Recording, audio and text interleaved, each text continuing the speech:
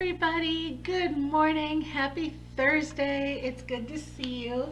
I'm Pia from Stitches and Scraps, and this is Lunchtime Live. And I have this morning a song in my head from TikTok. It's a song that goes, it's like, good morning. Um, I know it's hard to wake up, and then it goes into life sometimes kind of sucks, and I was feeling that this morning. Oh my God, because it is a dark and gloomy, rainy day, and I was so feeling that this morning. I'm like, I don't want to get out of bed. I just want to stay in bed. And the song goes into then it's like, but you got this, and I hope you have a great day. And I was like, all right, I guess I can get out of bed. But now I'm here and I get to see all of you, so I guess I am having a great day. So anyway, for those of you who, oh, by the way, that song, I added that link to the post. So you guys should totally go see it on TikTok. It is the cutest thing ever. But anyway, so we are here and this is Lunchtime Live. For those of you who are new, this is basically my video newsletter. And then at the end of, I go through everything that's new at Stitches and Scraps. And then at the end, I will do a little demo with you. And today, for today's demo, we're doing popcorns. And I'm going to go pretty into depth on them with different options and stuff like that, like I like to do. And then that's it. It's going to be a pretty short one today. So if, again, for those of you who are new, anytime I talk about something like that TikTok video or the pattern that I'm going to show you, that kind of stuff, the links to that, if you want to see what I'm telling you about, go to the description on this video and there's a link to the blog post, and in that blog post I list all of these things that I'm talking about with all of the links, so you can just go right there and take a look. Okay, so let's get started. What's new at Stitches and Scraps this week? Well, I just yesterday posted a roundup, a pattern collection, and I called it Beads and Baubles, and it's kind of like any patterns that have little add-ons like beads or buttons or bows, sequins, that kind of stuff that just give it that little added oomph. So it's a collection of 20 knit and crochet patterns, mostly crochet, but some knit, with the little added bits. So that is the roundup that's posted. And then as far as a new pattern, let me hold it up and see if that looks good. Yeah, that does look good. This is the newest magnet from the Friggies Cal. It is a little elf magnet, and there's only one more left after this one. So this is the newest one. If you have not been crocheting along, you have a month till the next one comes out. It comes out in early December, so you can definitely catch up. I purposely spread them out, and they only take, this one took me about an hour to make because I was recording the video while I did it and I kept changing my mind on what I wanted to do. In fact, in the video, I did the nose after I did the whole rest of the thing, because I did the whole thing and then I was like, it needs a nose. And I showed it to my friends and my friends were like, yeah, it needs a nose. So then I added the nose in the end. But yeah, really fast to make, and you can make the whole set before we get the last one out. So keep an eye out for that. Hi Beth, good to see you. And then I think that's it that's new this week on the blog. I haven't done a lot this week.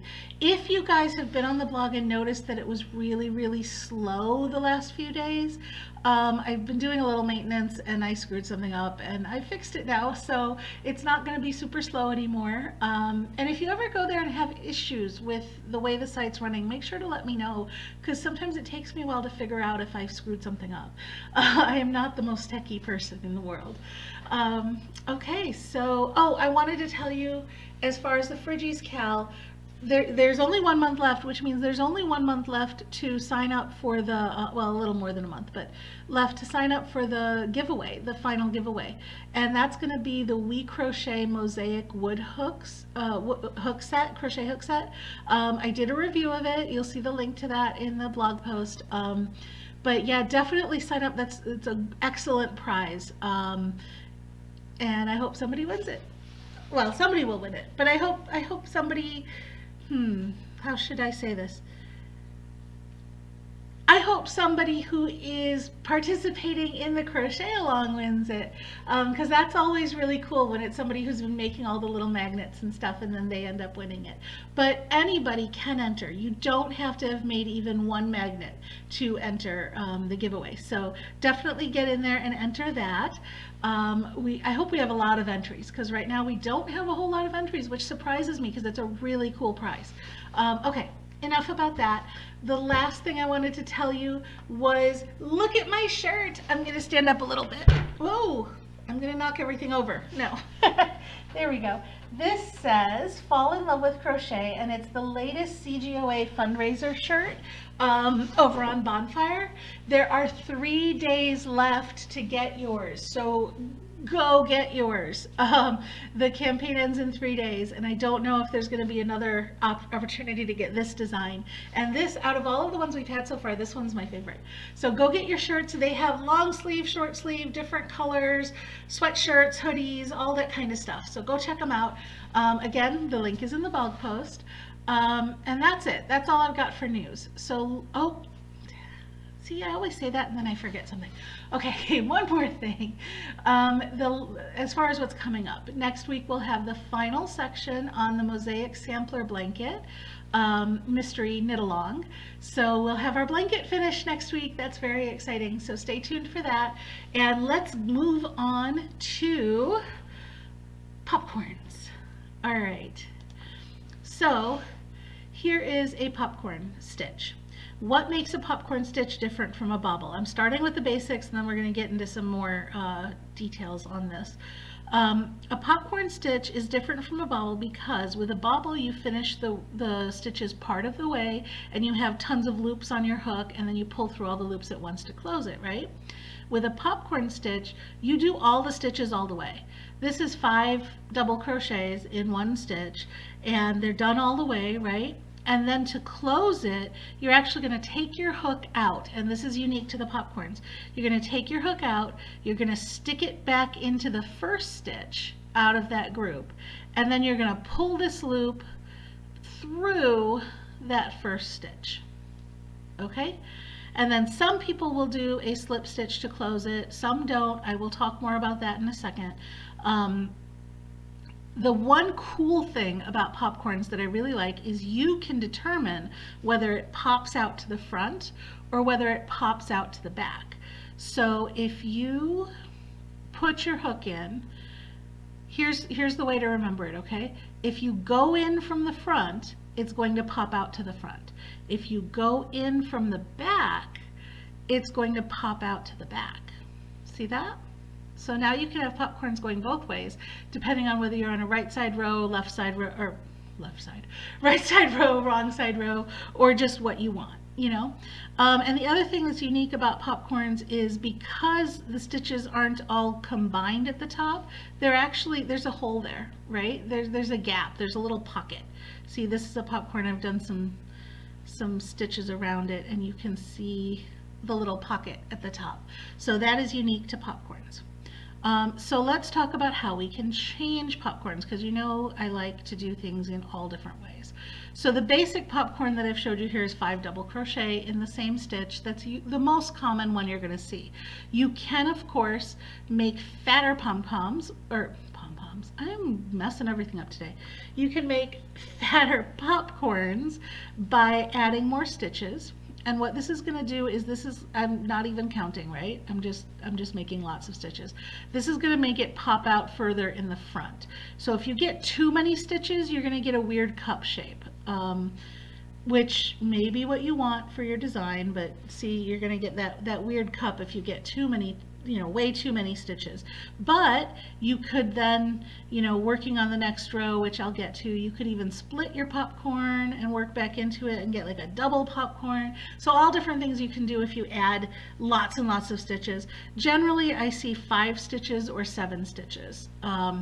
The other thing you can do is you're not bound to double crochets. You can use treble crochets to make a taller popcorn. You can do a popcorn with half double crochets to make it shorter. I'm going to do, here's a treble crochet popcorn so you can compare. And the popcorn only takes up one stitch in your stitch count. it's worked into one stitch, it counts as one stitch. So here, just to give some spacing, I left some chain spaces and a regular double crochet in between, but you can work these seamlessly into your pattern however you want. You don't need to leave spacing around it or anything like that. I like the way it looks with spacing around it, but you don't have to do that. It's just one stitch that goes into one spot. It's not an increase or a decrease. So if you look, there's the difference between a double crochet popcorn and a treble crochet popcorn, much taller, right? You can do half double crochet popcorns, you could do, you know, triple treble crochet popcorns if you wanted to, whatever you wanted to do.